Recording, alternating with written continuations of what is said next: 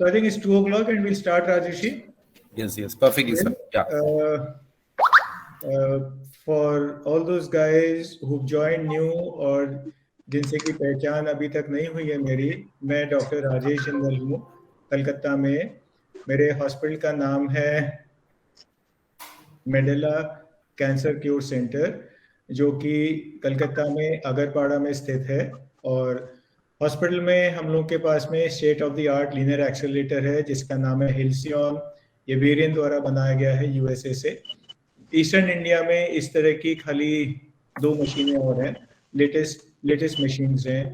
Plus admission facility है हम लोग के पास में, जिसमें हम लोग सब तरह का कीमोथेरेपी और इम्यूनोथेरेपी दे रहे हैं। साथ में जितना भी डायग्नोस्टिक सिटी स्कैन्स होता है वो, और जो सब तरह के जो ब्लड टेस्ट होते हैं, और state of the art NGS जिसको आजकल कहते हैं, वो भी हमारे यहाँ पे उपलब्ध है। तो मैं शुरुआत करूंगा आज की मीटिंग की। कैंसर ओपन हाउस है। ओपन हाउस से ये मतलब ये है कि जितने भी आप लोग इस मीटिंग में मेरे साथ में हैं, जो भी सवाल आपके दिमाग में कैंसर के प्रति है, कैंसर को लेके है, कैंसर के लिए है कि कैंसर के अगेंस्ट है, right, just feel free, go head and ask me. 2 minute इसके पहले मैं आपको लेना चाहूंगा। इसके जो पिछले वाला जो अपना कैंसर ओपन हाउस था, which was the first session, उसमें भी मैंने कुछ कैंसर के अग्रिम संकेत के बारे में बात करी थी और फिर बाद में स्क्रीनिंग के लिए बात करी थी। स्क्रीनिंग एक बार से वापस एम्फसाइज करना चाहूंगा मैं, क्योंकि स्क्रीनिंग जरूरी है कैंसर के लिए। जैसा कि मैंने पिछली बार कुछ जाहिर करने की चेष्टा करी थी कि स्क्रीनिंग होती क्या है। जब आप लोगों को स्क्रीनिंग के लिए इनवाइट करते हैं तो ये मंशा नहीं होती कि आप में जो बीमारी है उसको ढूंढना हमको, ये मंशा हरगिज नहीं होती है, राइट। स्क्रीनिंग इसलिए करते हैं क्योंकि हम लोगों ने अपनी एजुकेशन से, शिक्षा से, हॉस्पिटल्स में जो हैंड्स ऑन एक्सपीरियंस होता है, इतने जो मरीज देखते हैं, उनसे ये अच्छा खासा हम लोगों को आइडिया हो जाता है कि इस बीमारी के अग्रिम लक्षण ये है। कुछ भी बीमारी हो सकती है, diabetes, it could be cancer, या कुछ और इस तरह की बीमारियां हो सकती है। लंबी बीमारियों की ज्यादातर स्क्रीनिंग हो पाती है। तो उसके अंदर में ये एक तरह से हम लोगों को ये कह दीजिए कि ना हुनर प्राप्त हो जाता है कि हम ये देख सकें, कि आगे से आपको बता सके, आपके शरीर को एग्जामिन करके, कि आपको आगे जाके ये प्रॉब्लम हो सकती है। तो इस बात के लिए जो है प्रिकॉशन अभी से लीजिएगा, आज से लीजिएगा। उसमें आपके कुछ हो सकता है कि लाइफस्टाइल चेंजेस बताएं, कुछ आपके खाने पीने की आदतों के बारे के अंदर में डिस्कस करें, कुछ हो सकता है आपका जो एक्सरसाइज शेड्यूल है उसके बारे में बात होए, आपका जो वेट है कम है कि ज्यादा है उसके बारे में बात होए, आपका स्मोकिंग के बारे में, अल्कोहल के बारे में बात होए, और कुछ इन्वेस्टिगेशंस हो सकते हैं उसके अंदर में, जिनसे कि ये मालूम चले कि आपको स्क्रीनिंग के बाद में कुछ है तो नहीं।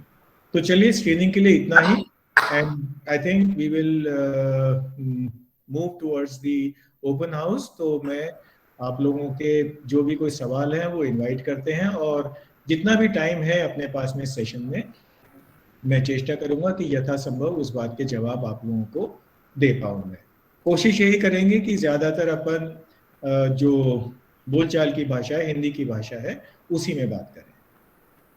तो चलिए, ओपन हाउस, आपको जो सवाल हो पूछिए प्लीज। या यस सर, मैं रेशमा पटेल बोल रही हूँ। एंड मुझे ये राजकुमार अग्रवाल जी ने रेफरेंस दिया है आपका। उन्होंने शायद मेरे रिपोर्ट्स भी आपके साथ शेयर किया है, और आपने उनको हर2 रिपोर्ट निकालने के लिए बोला था। तो सर, मेरा ट्रीटमेंट चालू हुआ है ऑलरेडी। मुंबई में रहती हूँ मैं। तो उन्होंने मुझे अभी वापस से कीमोथेरेपीज चालू की है। एक्चुअली मुझे 2020 अप्रैल में ब्रेस्ट कैंसर डिटेक्ट हुआ था, और मेरा पहले उन्होंने केमोथेरेपी किया था 4, और उसके बाद मेरा सर्जरी करके वापस से 4 केमोथेरेपी किया था। And my last therapy was radiation and it was completed in मतलब दिसंबर 2020 में कंप्लीट हुआ। अभी मुझे वापस से अक्टूबर मिड अक्टूबर में वापस से मुझे कफिंग का प्रॉब्लम चालू हुआ एंड कफिंग के बाद मैंने एक्सरे निकाला, टेस्ट एक्सरे, एंड उसके बाद डॉक्टर ने मुझे पेट स्कैन करने बोला। उसमें भी बेसिकली इतना प्रोमिनेंट कुछ निकला नहीं था, लेकिन उन्होंने बोला था कि एक मेडिसिन दिया मुझे और बोले कि 2 महीने के बाद सिटी स्कैन करके विल सी कि वो जो छोटा सा नॉड्यूल निकला है whether it is cancerous or not। तो लेकिन फिर बाद में मुझे काफी प्रॉब्लम्स चालू हो गए, कफिंग एंड ब्रीदिंग इश्यूज। तो फिर बाद में मैंने कुछ मिड दिसंबर में ही मैंने सिटी स्कैन निकाला डॉक्टर के कहने पे, एंड फिर उसमें मुझे उसके बाद बायोप्सी किया तो it got detected as again cancerous. And now January first week से मेरा नैप पैक्लीटैक्सिल करके केमोथेरेपी चालू किया उन्होंने। मेरा ER/PR पॉजिटिव है, लास्ट टाइम भी ER/PR पॉजिटिव था एंड लास्ट टाइम मेरा HER2 नेगेटिव था। और इस बार एक्चुअली क्या हुआ, HER2 का रिपोर्ट निकालने भेजा था, but because of lack of the volume of the slides वो मेरा रिपोर्ट कुछ TND करके आया है, so I was not able to get the HER2 report. But मेरा ट्रीटमेंट चालू किया है, लास्ट 3 केमो हो गया है मेरा, एंड 3 केमो में मुझे काफी अच्छा मतलब बेटर हो गया। पहले तो आई कुडंट टॉक ऑल्सो, और मेरे को कफिंग का बहुत प्रॉब्लम हो रहा था और ब्रीदिंग इश्यूज बहुत थे, बट अभी काफी बेटर है। तो सर मुझे यही जानना था कि ये जो मेरा ट्रीटमेंट चल रहा है वो कितना सही चल रहा है। ओके, आपने अपना नाम क्या बताया? रश्मि? रेशमा पटेल। रेशमा, ओके। रेशमा, एक तो सबसे पहली बात मैं आपको ये क्लियर करूं कि this session is not for treatment advice, ठीक है? अगर आपको मेरे से ट्रीटमेंट एडवाइस चाहिए तो अलग से आपके पास है, मेरा नंबर है, नहीं तो राजकुमार जी दे देंगे, है ना? और नहीं तो इस वीडियो के बाद में हम नंबर्स और जो कॉन्टैक्ट नंबर्स है वो इस पे फ्लैश कर देंगे, आप तो आप मेरे से उसके थ्रू कीजिएगा, है ना? This is not for an individual consultation, है ना? क्योंकि मैं आपकी बात के बारे में ऐसे करके आपके इलाज को मैं सबके सामने जाहिर नहीं करना चाहता, है ना? तो अगर कोई ब्रॉड क्वेश्चन कोई कैंसर के बारे में हो, इंडिविजुअल नहीं होना चाहिए, स्पेसिफिक होना चाहिए, है ना? के लिए तो मुझे ये जानना है कि रिकर होने के चांसेस क्यों हो जाता है, मतलब क्या हो जाता है? ये रिकर क्यों हो जाता है? एक बार पूरा क्योर होने के बाद अगेन क्यों रिकर हो जाता है? कुछ सेल्स बच जाते हैं कुछ बॉडी के अंदर में, वो जिस समय वो फिर एक टाइम आने पे वापस से ग्रो करने लगते हैं आपका, इसलिए रेकरेंस होती है कैंसर। ओके, तो कितने चांसेस रहते हैं ये बार बार रिकर होने के डॉक्टर? कोई लिमिट नहीं है उसका, कोई लिमिट नहीं है। 6 महीने बाद भी हो सकता है, 6 साल बाद भी हो सकता है, कभी भी हो सकता है recurrence. Okay okay doctor, then मैं आपसे अलग से पर्सनली भी कॉल पे बात करना पसंद करूँगी। प्लीज डू, या थैंक यू। ठीक है, थैंक यू डॉक्टर।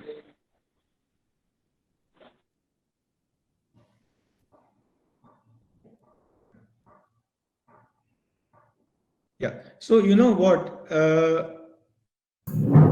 इस साइट पे अगर कंसल्टेशन करेंगे तो शायद 2 से ज्यादा कंसल्टेशन एक बार में नहीं हो पाएंगे, क्योंकि इस तरह से ऑडियो सुन के बिना पेपर्स के कंसल्टेशन में प्रॉब्लम होती है ना? तो we just keep it at general questions regarding cancer. तो अगर और किसी के मन में कोई सवाल तो प्लीज आगे बढ़ के बोले।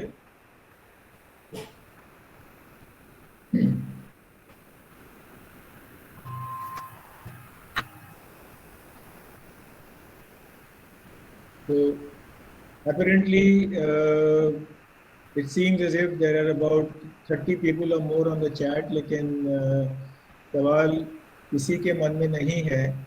तो सर मेरे एक क्वेश्चन था। हाँ बोलो सर, हम लोगों के एयर में जो पॉल्यूटेंट रहता है उसमें क्या कैंसर हो सकता है, या कैंसर के जो सिम्टम्स है वो आ सकते हैं? मतलब that is a very good question you've asked me, Nirvik.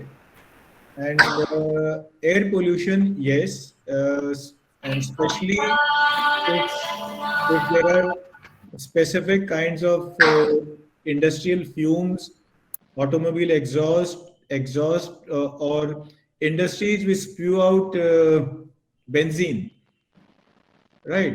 इन लोगों Okay. जो, और अगर स्मोक अगर एयर में ज्यादा होगा, एयर पोल्यूशन ज्यादा होंगी, सस्पेंडेड पार्टिकल्स अगर एयर में ज्यादा होंगे, तो उसकी वजह से सारा लंग्स के अंदर में जाके एंड इट क्रिएट्स हैवक। जी हाँ, और अगर आपको अगर मैं स्टैटिस्टिक्स दूं तो कलकत्ता में सबसे ज्यादा लंग कैंसर होता है। क्यों होता है? एक तो smoking habits, right, both first hand, second hand and third hand smoke as well, and the thing is the air pollution that we have.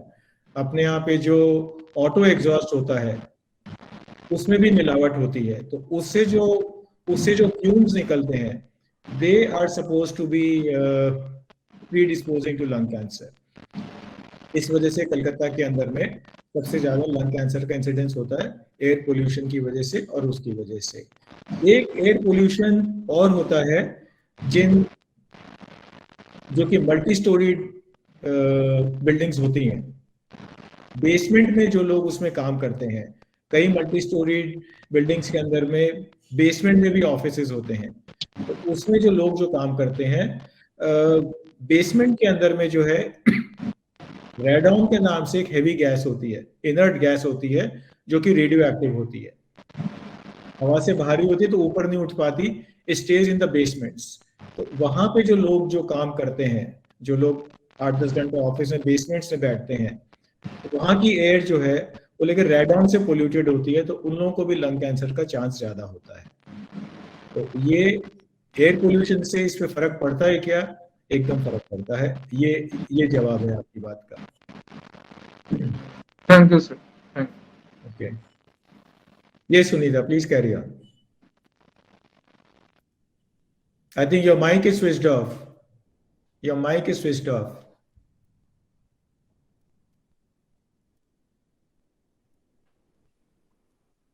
Can't hear you. Can't hear you. सुनाई नहीं पड़ रहा भाई।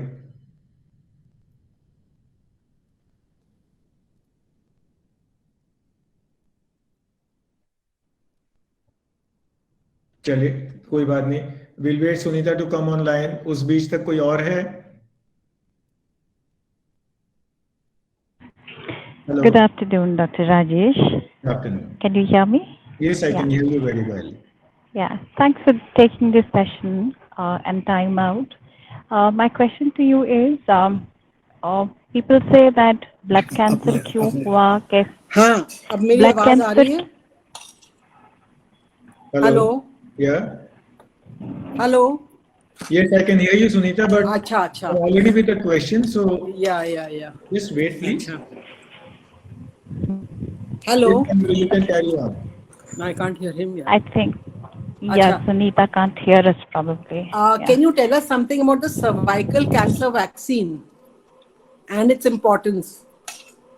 Okay, so Pallavi, are you finished with your question? I will wait. I think Sunita can't hear us. I'll wait for her to finish. Fine. Okay, so Sunita, you've asked a very good question in the cervical cancer vaccine form, right? There are about 2 of them available, and an advanced version of one of them is also available. They are called Gardasil and Cervarix, right? They are used for girls who would be under the best time to inoculate a girl for a cervical vaccine is from the age of 8 to 11 years before she actually starts having her periods, right? But then it has been found safe up till the age of 45 years as well. The rate of protection that it offers is roughly 90% at 10 years. And the schedule of vaccination, if you catch them young at the age of 8 to 11 years, is just 2 vaccines on 2 vaccines. And if you start late, I mean, once they've already started sexual activity and all, then the schedule is for 3 doses, day 0, day 30, and at 6 months of 6 months after the first dose. The cost of the vaccine varies. One of them will cost you somewhere around 1,800 rupees per dose. The other one costs around 3,500 per dose. And then advanced version of Gardasil will cost you somewhere around 8,000 if I remember it correctly. So that is all about your cervical cancer vaccine. Is that okay?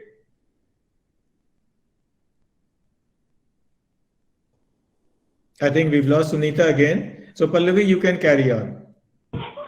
Yeah. Thanks, Dr. Rajesh. Even this question brought some light. My question actually originally was, a lot of times कि family में किसी को blood cancer detect होता है and doctors mostly say कि पता नहीं क्यों हुआ, कैसे हुआ. What is the probability of the next generation catching it, and is there a way to prevent it? See, what you asked me is just an extended version of screening, right? Now, unfortunately, जितना भी हम लोग screening को promote करते हैं, the flip side of the coin is that सारे cancers की screening नहीं हो पाती है ना? नहीं होती है, सारे cancers की screening नहीं होती है. Blood cancer seems to be one of those cancers जिसमें की screening नहीं हो पाती है. ठीक है, लेकिन क्या होता है कि the seed and soil, कि अगर एक सी, जैसे कि एक ही फैमिली है, राइट, एक सा उनका जेनेटिक मेकअप होता है, एक सा खान पान है, एक सा रहन सहन है, एक से रिस्क फैक्टर्स हैं, तो जाहिर है कि एक तरह की बीमारियां ज्यादा होंगी.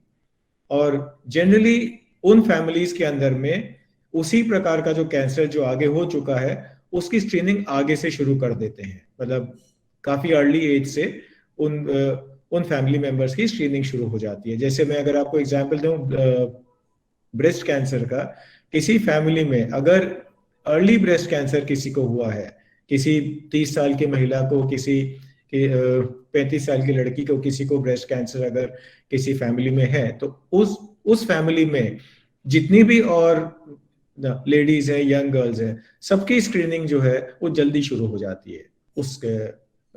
इसी बात को ध्यान में रखते हुए कि एक सी फैमिली है तो एक से रिस्क फैक्टर्स भी होंगे, ये देखते हुए. But if you ask me specifically for blood cancer, I don't think there are any screening tests that we know of, or at least that I know of, will give you an advanced warning about blood cancer. Right, thanks. This may sound very basic. A follow-up question is stress also a probable reason for any form of cancer? Not that we know of. Not that we know of. No. Okay, yeah. Thanks. He can actually mute you also. Yeah, he can. Yeah. Hi. Hi. Hi. I have a question. Just wanted to know is because we nowadays, we eat whatever is readily available to us, and even the food that we make at home, I don't know how far it is healthy. But I just want to know, is food related to cancer in any which ways? Is there some kind of correlation with it? Yes. You know what? Hindi में तो कहते ही हैं, जैसा अन्न वैसा मन, right? But then at the same time, जैसा अन्न वैसा ही शरीर भी बनता है भाई. So it also depends on what you eat. Okay. Now there are specific foods which will predispose you to cancer, like for example, I don't have to emphasize on red meat. Red meat से सब जानते हैं कि intestine का जो cancer है वो ज्यादा होता है रेड मीट खाने से. Okay.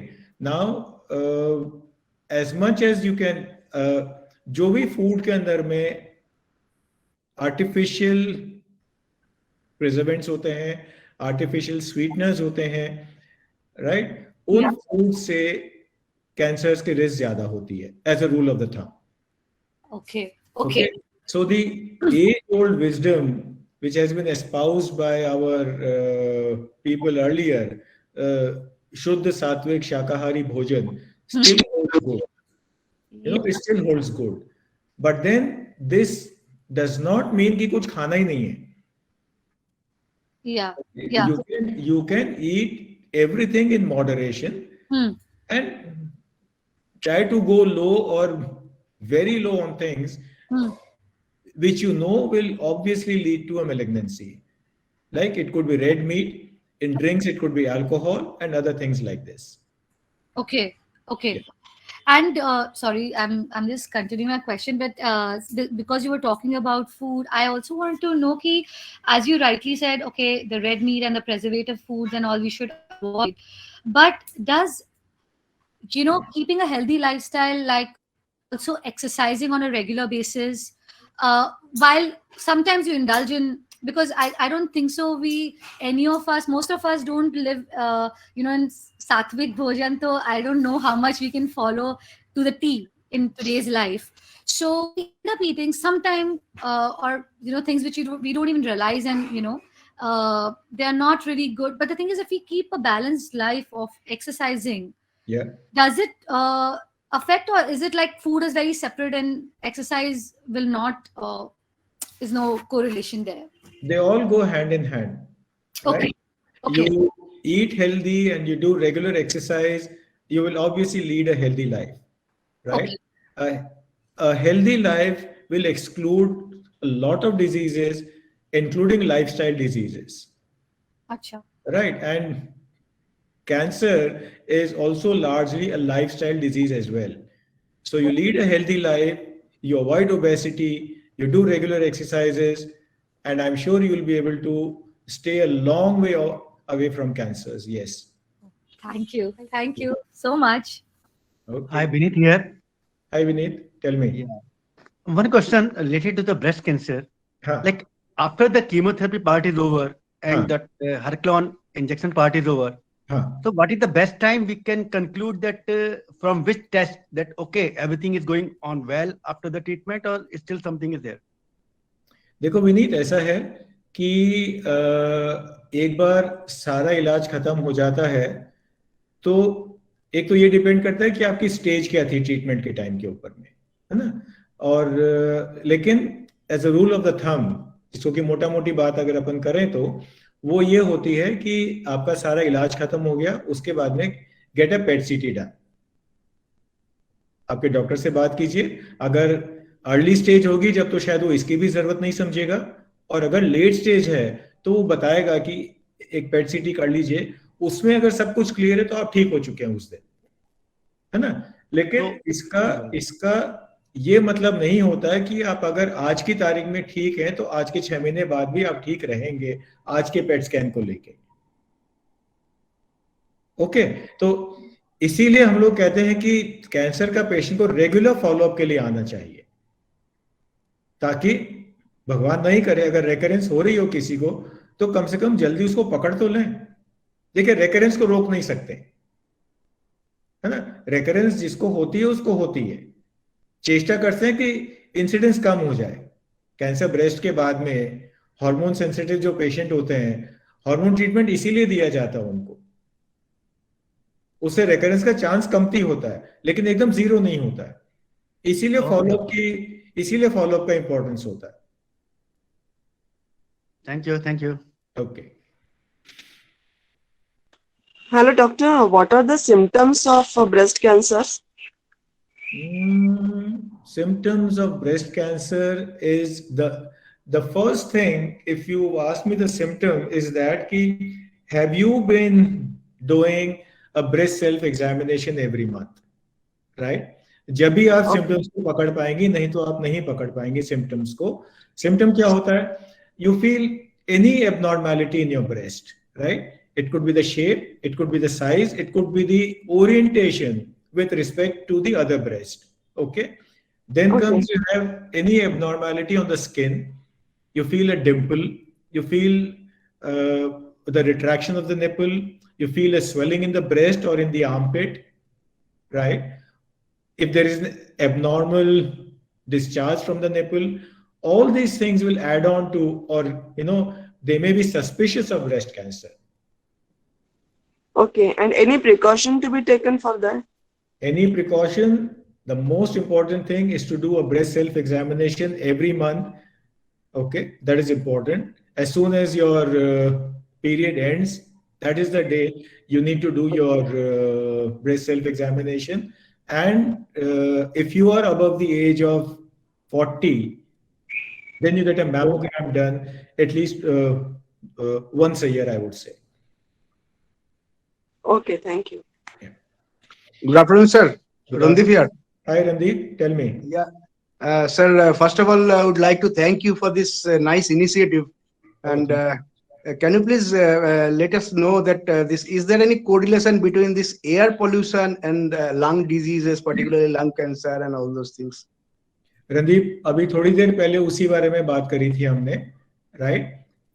Air pollution, specially of automobile exhaust and smoke, suspended impurities in the air, radon gas in the basement of multi-storied buildings, जो basement में जो offices होते हैं उनमें जो लोग काम करते हैं, benzene fumes, they would give rise to an increased incidence of all kinds of lung diseases, including cancers.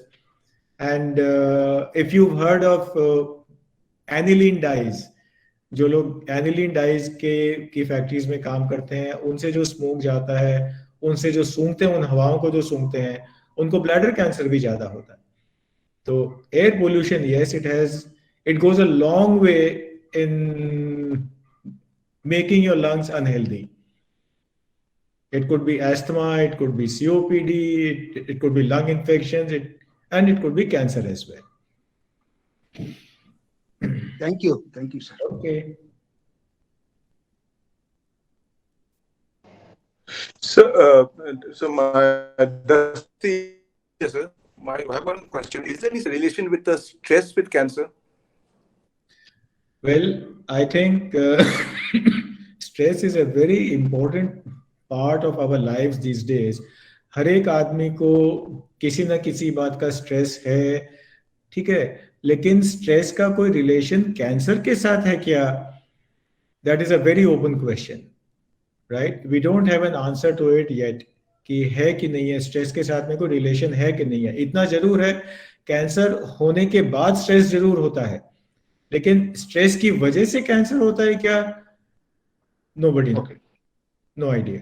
Nobody nose.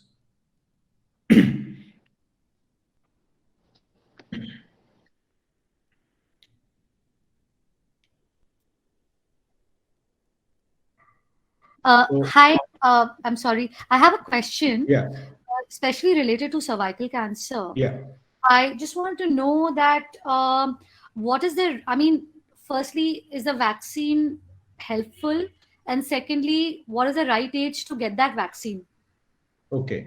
Now, a while back, I just answered this question, but then, yeah, let's go over it again.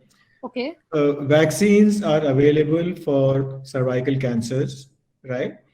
They would be best administered to young girls from 8 to 11 years of age before they actually start having their periods. Okay. But then you can vaccinate until the age of 45 also, and they are safe.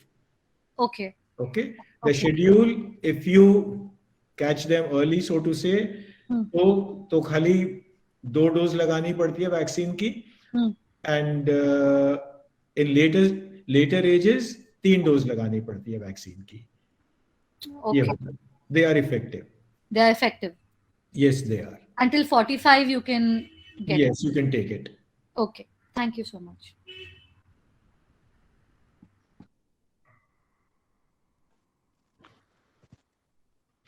You're on mute, madam. I think you need to switch on your mic again. Can't hear you. Am I audible now? Yes, you are audible now. Okay. So the question I wanted to know was, can you tell us about the different kinds of vaccine available for cervical cancer? There are mainly 2 kinds of vaccine available, Cervarix and Gardasil. and they are effective against strains of HPV strains of I think 16, 18, 31 and 32. That is strains if I remember correctly. I won't know them offhand. So these vaccines, the schedule remains the same. If you start early, then you give them for 2 doses only. But if you start late, after the age of 18 or 19, or after the girl has has started sexual activity, then it will be 3 doses, day 0, day 30, and day 180, which is 0, 1 month, and 6 months. That is it. So Cervarix, I think it will cost you somewhere around 1,800 rupees for a dose, and Gardasil should cost you about 3,800 for a dose, or if I remember correctly, that is that is the schedule. So seeing the difference in the cost, is it the second one, the more expensive one, more advisable, or is it, how much difference is there in the effectivity? There is a even more expensive version of Gardasil available, yes, which is around 9,000 rupees, अगर मुझे जैसे याद है तो उससे भी, but that is supposed to be more effective and more safe, and the coverage is more broad. You know, that can be used. That also gives you protection against anal condylomata, they say, and oral, laryngeal, and laryngeal cancers also. It would be indicated in both, in men and women both. Yeah, but then Cervarix and Gardasil, they have not been approved in India for any other indication except in cancer cervix. Okay. So personally, which vaccine would you recommend for most people? I would recommend Gardasil. Which one, the more expensive one? No, I think the one which costs somewhere around 3,800 or something. Yes. Yes. Thank you. Thank you, Rajesh. Sir नमस्कार. नमस्कार विष्णु भाई, बोलिए. Sir मैं अभी हावड़ा में एक remote area में बैठा हूँ जी. तो इस गांव में अगर कैंसर की प्रॉब्लम अगर आती है तो गांव वालों को कैसे समझाया जाए सर? विष्णु भाई, सबसे पहले तो गांव वालों को एक तो ये नहीं पता लगेगा कि उनको बीमारी क्या है. हाँ सर. उनको तो कंप्लेंट्स होंगी. और विष्णु जी एक मिनट दीजिए मेरे को.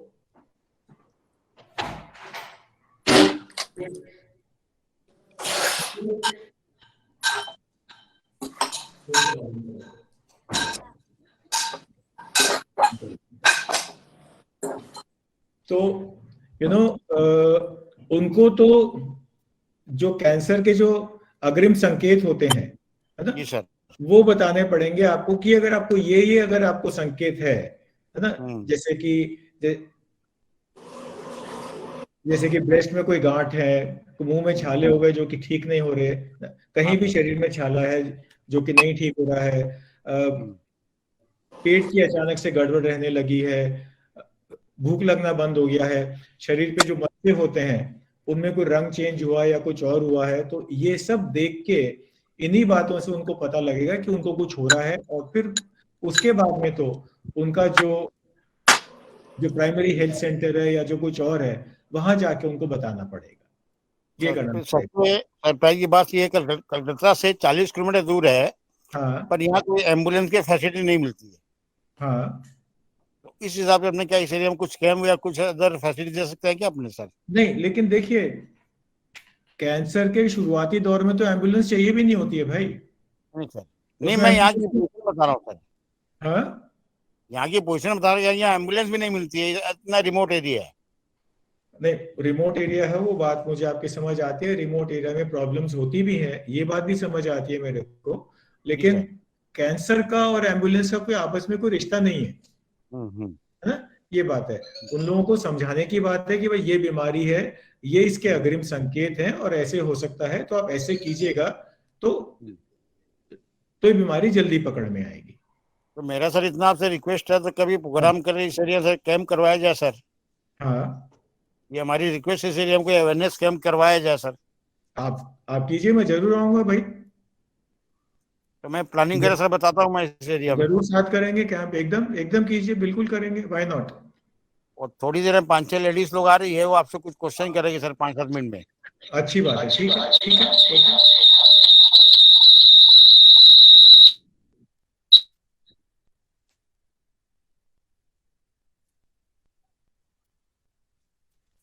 सर ब्रेस्ट कैंसर के लिए वैक्सीन अवेलेबल है इंडिया में? Are they advisable? I think sir has lost connection. I request everybody to please be in the meeting. Sir is joining in short time.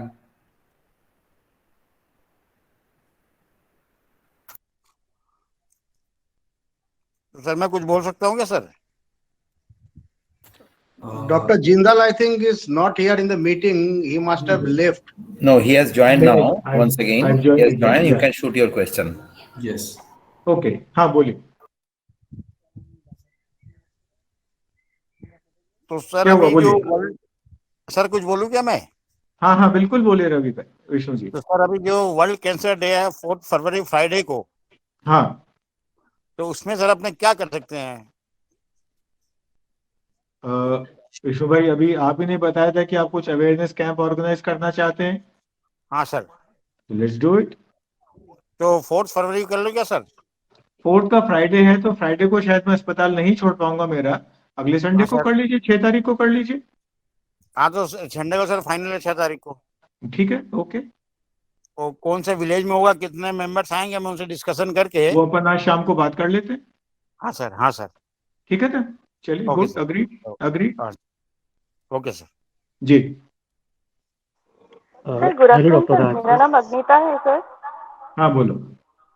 Sir बोल रहे हैं कि biopsy से cancer spread हो सकता है क्या? मतलब बायोप्सी करवाने के बाद कैंसर स्प्रेड हो सकता है क्या? देखिए अग्निता, अपना बायोप्सी से कैंसर स्प्रेड हो सकता है क्या? It's a very age old question and it's a very very relevant question also, I would say, है ना। बायोप्सी से कैंसर स्प्रेड हो सकता है क्या? अगर मैं एक वर्ड में इसका जवाब दूं तो इसका आंसर होगा हाँ। लेकिन हाँ का मतलब है कि द इंसिडेंस इज नॉट 0, इतना कम होता है, राइट। मैं अगर ना बोलूंगा तो गलत होगा, हाँ बोलना भी ज्यादा सही नहीं लगता है, खाली इसलिए क्योंकि द इंसिडेंस इज नॉट 0। कोई कितनों ही आदमियों की बायोप्सी होती है, उसमें एक को, किसी को जो है उसकी वजह से आसपास के एरिया में कैंसर के 1-2 सेल्स स्प्रेड हो जाते हैं, स्पिल हो जाते हैं, वो होता है। तो जितना इससे बायोप्सी से अपने को फायदा होता है, जितना अपने को इससे लाभ होता है बायोप्सी से, जितनी इंफॉर्मेशन मिलती है इससे, उसको देखते हुए one short answer would be कि नहीं होता, इसमें रिस्क नहीं है, आप जाके करवा लीजिए बायोप्सी। ये है, थोड़ी सी टेक्निकलिटी इन्वॉल्व है, लेकिन ये है। Okay sir, okay, thank you sir, thank you. Hello, Dr. Rajesh. This is Rajiv here. Yeah. Thank you for organizing this session. So actually, my father is right now having prostate cancer, which we got to know almost 4 months back. And before that, actually, he was having some problem in passing his urine. So we followed the the hospitals and doctors' recommendation, and ultimately we were supposed to go for surgery. So he has undergone prostate surgery, and in the biopsy report, we came to know that he has prostate cancer. And that time the doctor was saying the stage, the cancer stage is right now 2. But then we followed Tata Memorial Hospital. Rajiv, I'm sorry to interrupt. I'm sorry to interrupt. We are not entertaining individual patients or questions over here, right? No, just want to understand. In general, अगर कोई पूछना हो तो पूछिए मेरे से, है ना? Yeah. So I Patient just wanted specific to opinion understand. मैं इसमें नहीं दे पाऊंगा। Sure, no problem, doctor. Just wanted to understand, like I am guessing the thing that since we had the surgery, the cancer has spread right now to the livers and lungs. Now right now it says we have the small components, 20% in metastasis to liver, lungs, and lymph nodes. And now doctor suggesting for the prostate cancer you again go for the surgery. So I'm wondering, will it be a good decision, because earlier we had gone for surgery and now the stage has risen to 4 because of the spread it has gone to that. I don't understand what you've said.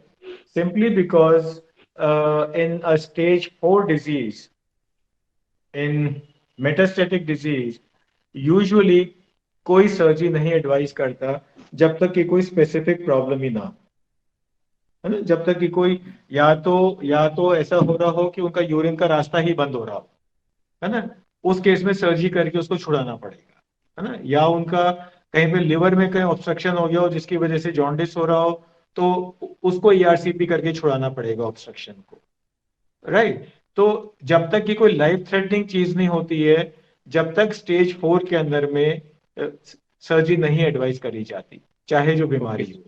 तो या तो कुछ आपके समझने में फर्क हुआ है वहां से, राइट, इस वजह से हो सकता है कि आपको बात समझ में नहीं आ रही हुई होगी, ये है। अदरवाइज अगर आप जिस जगह पे इलाज करा रहे हैं टाटा में, वहां पे कोई आपको ओपिनियन कोई ऐसी वैसी कोई दे देगा, ये बात किसी को भी मानने में नहीं आएगी। Sir, just wanted to understand what are these aggressiveness of small cell components which has spread to the other organs. So there you are. Prostate में एक स्मॉल सेल कार्सिनोमा भी होता है कभी कभी, right. That is an aggressive tumour. वो जो small cell carcinoma prostate में होता है, that is an aggressive tumour, और उसका जितना स्प्रेड है उसके हिसाब से इलाज बताएगा आपको कोई भी, ये है। Like Hello, we are sir. undergoing chemo, so like just wanted to understand, is it curable or it will just I don't know prolong? the stage, I don't know the exact histology। मैं कैसे बताऊं आपको curable है कि नहीं है? मुझे stage नहीं पता, मुझे हिस्टोलॉजी नहीं पता, ट्यूमर का ग्रेड नहीं पता, तो how do I tell you कि क्यूरेबल है कि नहीं है भाई? It's 4, sir. It's 4 actually. Sorry? It's 4. No, we are not going into 3 and 4 like this, right? So until I see the papers, until I see your dad, I don't think I'll be able to give you a definite opinion. Hello, sir. Hello. Hello, sir. Myself, Abdul Rauf from Guwahati, sir. Sir, I have joined later, sir. I think the topic is related to my father also. Okay. Sir, last 4 months back, he has diagnosed with prostate carcinoma. And Okay. sir, we are consulting at Apollo Chennai. So, sir, it is localized, sir. We are giving leupride hormone therapy. And doctor has suggested along with leupride and radiation therapy, sir. So, sir, I just wanted to know that they since he is more than 75, so doctor has suggested not go for the surgery. And sir, since the disease is for the first time in my family, we have Abdul Rauf, मैं माफी चाहूंगा कि आपकी बात बीच में काट रहा हूँ, लेकिन मैं पहले भी बोला हूँ, इंडिविजुअल ओपिनियन, इंडिविजुअल जो मरीज है उसके बारे में ओपिनियन मैं यहाँ पे नहीं दे पाऊंगा, क्योंकि मैंने आपके पेशेंट को नहीं देखा है, मैंने आपके पेशेंट के कागज नहीं देखे, ठीक है। ये सेशन के बाद में हम जो कॉन्टैक्ट डिटेल्स अपनी पोस्ट कर देंगे, अगर आपको कुछ ओपिनियन चाहिए तो उधर बात कीजिएगा, आपके कागज भेजिए सारे, and then I think will be able to talk. Thank you very much, sir. ठीक है, ओके ओके।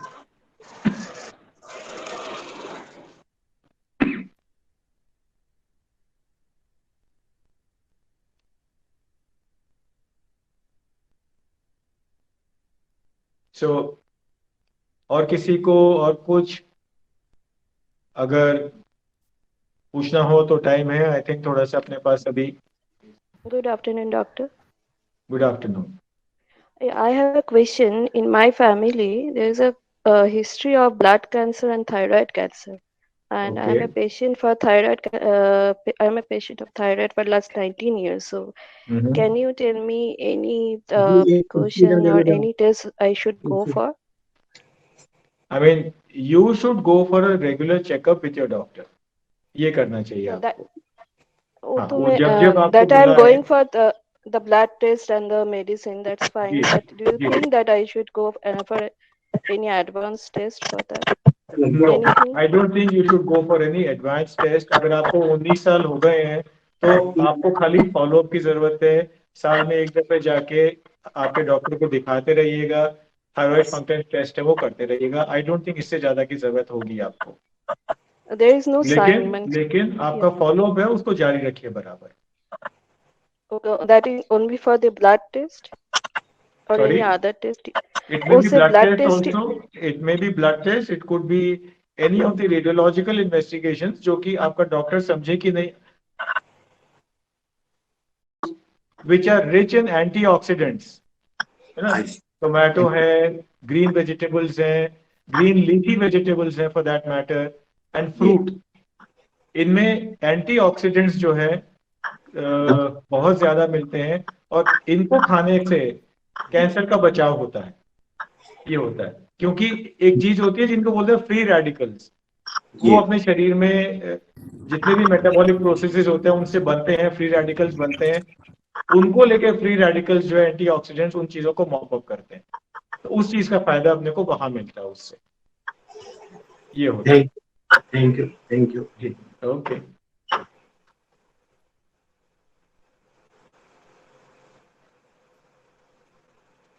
तो Nikhil, you have something to add, something to ask? Sir, I'm just waiting for other participants to finish. I think there was one more question from the audience that are there any vaccines which are available for the breast cancers? The participant must have left, but I missed that question. But लेकिन फिर भी अपन बता देते हैं कि breast cancer के लिए कोई वैक्सीन अभी तक इजाद नहीं हुआ है भाई। कोई वैक्सीन ऐसा नहीं है जो कि आपको ब्रेस्ट कैंसर से बचाए।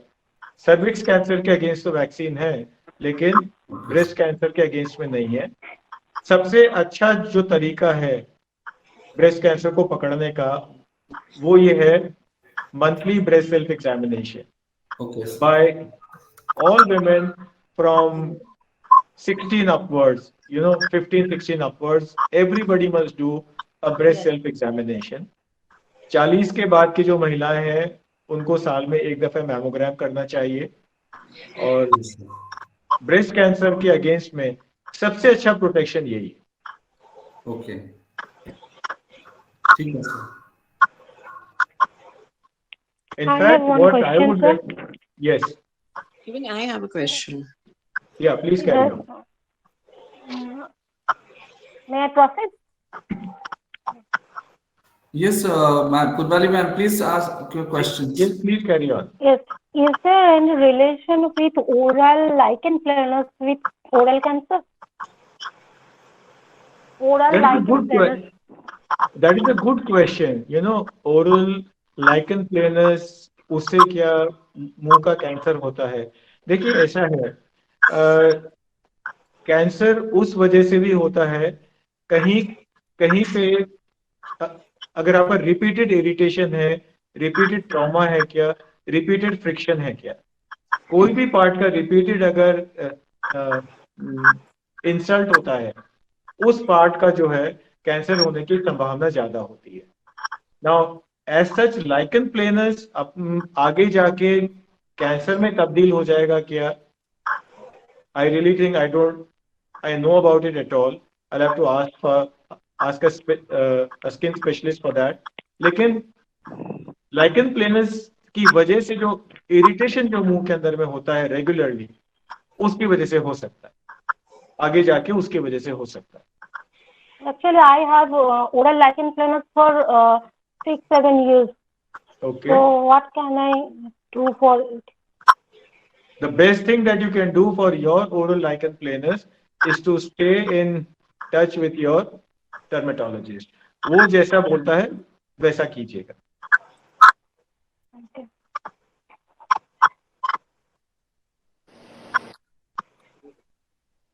Okay, can I ask a question?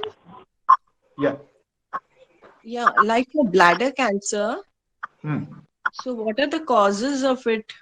And second of all, we give this wheatgrass and papaya juice for my husband is going through the chemo.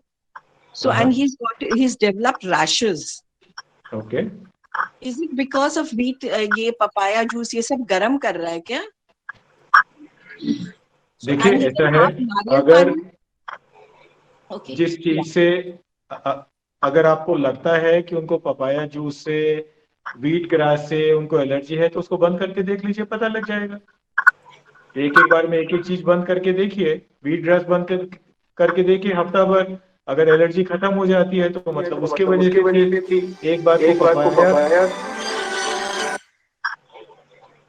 बार को पपाया जूस को बंद करके देखिएगा, अगर उसके अगर रैश खत्म हो जाता है तो उसके वजह से थी, है ना। So that is what you can do, that is the easiest way to find out कि एलर्जी किस वजह से है।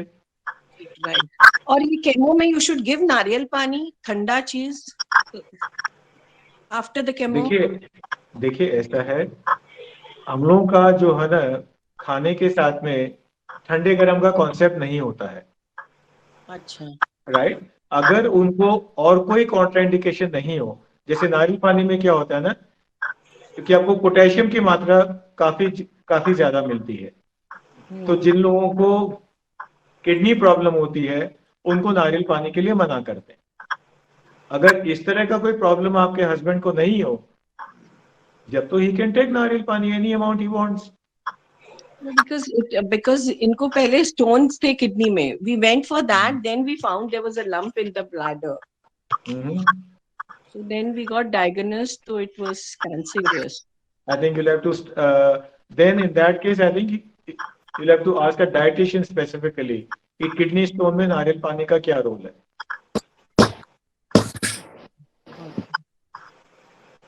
And kabhi he is very constipated and kabhi he just this thing, what is why all this, these are the matlab kabhi he is constipated, kabhi he goes very often, ये सब होता है क्या ऐसे आफ्टर? डिपेंड्स की दवाई। हाँ देखिए ऐसा है, जिस समय लंबा इलाज चलता है आदमी का, छोटी मोटी प्रॉब्लम सब तरह की हो सकती हैं, सबको होती है, इनको भी हो सकती है, लेकिन आपके साथ में मुश्किल ये होगी कि आप हर प्रॉब्लम को ना उसी के साथ जोड़ के देखेंगे कि ये हो गया वो हो गया ना। इट मे नॉट बी कि उसी के साथ जुड़ी भी है ना, हो सकता है इट्स एन इंडिपेंडेंट प्रॉब्लम, सबको होती है, इनको भी हो गई। Okay, thank you. Okay Sir, I can't hear you. Sir, lastly, I would like to ask one question, sir. Yeah. Sir, what are the side effects of radiotherapy in localized prostate cancer? And sir, what is the success rate, sir, if it is not metastatic? Well, let us start with the success rate. And let me tell you, I'm quite impressed with the success rates of radiotherapy in the prostate, and especially when you do it to avoid surgery. Right? It gives you an almost complete control of the disease, provided it is localized. और उसी में देते हैं जिसमें localized होता है, उसी में prostate को radiation दिया जाता है ना? And you can look into long-term local controls as well. ठीक है? अब उसके side effects क्या होते हैं? देखिए, side effects उस पर डिपेंड करेगा कि रेडिएशन कौन सा शेड्यूल था आपका, कितना डोज दिया है और क्या दिया है। बट आई एम अज्यूमिंग कि रेडिकल रेडियोथेरेपी है, यहाँ पे जितना भी मैक्सिमम डोज हो सकता था उतना दिया है वहां पे प्रोस्टेट में, अगर लोकलाइज था तो। देखिए as a rule of the thumb उसमें क्या हो सकता है, रेडिएशन का एंट्री बीम और एग्जिट बीम, ओके, थोड़ा बहुत स्किन रिएक्शन हो सकता है वहां पे, लेकिन आजकल जो लीनियर एक्सेलरेटर्स है इतना रिफाइंड है कि जनरली स्किन रिएक्शन ज्यादा होते नहीं है। ओके, प्रोस्टेट के आगे ब्लैडर है, पीछे रेक्टम है, ठीक है। रेक्टल इरिटेशन हो सकता है कि डायरिया हो आदमी को बार बार, राइट, पेनफुल स्टूल हो सकता है, यूरिन में प्रॉब्लम हो सकती है, सिस्टाइटिस हो सकता है ना, बार बार यूरिन जाने की हाजत हो सकती है रेडिएशन के बाद में। But then let me tell you the techniques of radiation are so refined, और जो रेडिएशन का जो प्लानिंग सिस्टम है आजकल इतना रिफाइंड है कि we can localize the dose mainly to the prostate. थोड़ा बहुत स्पिल ओवर इधर उधर तो होगा, है ना, उसको तो रोक नहीं सकते, लेकिन उसमें साइड इफेक्ट की संभावना इतनी इंटेंसिटी की नहीं होती, ये बात है। Sir, just confused, sir. Success rate, sir. I just sir, the success rate. Sorry. Sir, what is the success rate, sir, to control the disease with? देखिए ऐसा है, if you ask me the exact figures कि 100 में से 95 को होती है कि 100 में से 85 को होती है, मैं एग्जैक्ट फिगर्स आपको अभी तो नहीं बता पाऊंगा ऑफ हैंड, है ना, लेकिन it is an accepted way of treatment, लोगों को फायदा होता है, और सब लोग जिनकी की सर्जरी नहीं हो पाती है और जिनकी बीमारी लोकलाइज होती है प्रोस्टेट में, उनको सबको रेडिएशन दिया जाता है, और इसलिए दिया जाता है क्योंकि फायदा करता है, आराम मिलता है उससे, इसलिए दिया जाता है। Thank you, sir. Thank you. Sir, with your kind permission, I would like to ask a few questions from the participants. Yes, please do. One of the participants has asked, can cancer patient undergoing chemotherapy take the COVID booster dose? Yes, he can and he should. Okay. अच्छा, उसके अंदर में खाली 2 conditions हैं। Yes, एक तो उसको बुखार नहीं होना चाहिए। Okay, sir. और एक उसका व्हाइट सेल काउंट नॉर्मल होना चाहिए। Okay. तो जाके लगवा सकता है। Okay, sir. Ji. Sir, thank you so much, sir. So there was another question that can kidney or renal cell carcinoma happen because of the blood transfusion or dialysis? देखिए, जो patient kidney transplant के बाद आते हैं ना, उनके अंदर में लिम्फोमास का इंसिडेंस ज्यादा होता है, क्योंकि इम्यूनोसप्रेसेंट्स पे होते हैं वो लोग। Okay sir. लेकिन डायलिसिस की वजह से किडनी कैंसर होता है क्या? आई डोंट थिंक सो, और not that I know of. Because if possible, sir, in the blood from the donor may have some tumor circulated cells. So that was the basically question. देखिए ऐसा है, you are asking me a very hypothetical question. Okay. Such situations do not arise or have not arisen so far from what I know of. What he is trying to say is that we have taken the blood from a cancer patient already, और उनको किसी और में transfuse कर रहे हैं, है ना? ऐसा नहीं होता है, ऐसा नहीं होता है। जिस पेशेंट को कैंसर होता है, he is not eligible for blood donation at all. Okay, sir. तो उसके ब्लड के सेल्स किसी और को जा ही नहीं सकते भाई, ब्लड ट्रांसफ्यूजन से तो नहीं जा सकते। ठीक है सर, गॉट इट। या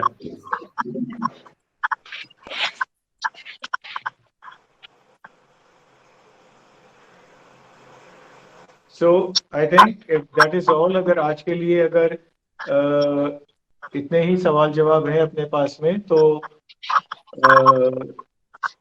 लास्ट मिनट इन्विटेशंस, किसी और को कुछ पूछना है, किसी और को कुछ बोलना है, एनी अदर ऑब्जर्वेशंस?